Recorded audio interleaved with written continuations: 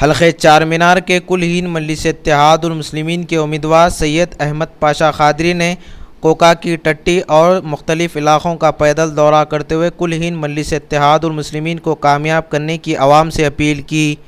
आवाम की जानिब से वालहाना इस्तक़बाल किया गया। जगह जगह मजलिसी उम्मीदवार की गुलपोशी की गई। इस मौके पर मजलिसी उम्मीदवार सैयद अहमद पाशा क़ादरी के हमरा कॉरपोरेटर सरगर्म मजलिस के कारकुनों के अलावा लोगों की कसीर तादाद मौजूद थी।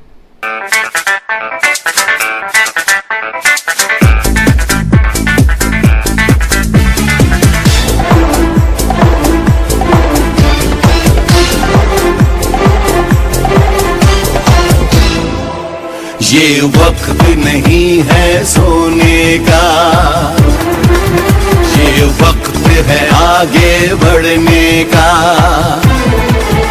ये वक्त नहीं है सोने का, ये वक्त है आगे बढ़ने का।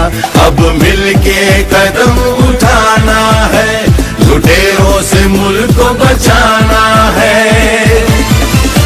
हम मुल्क बचाने निकले हैं, आओ हमारे साथ चलो। हम मुल्क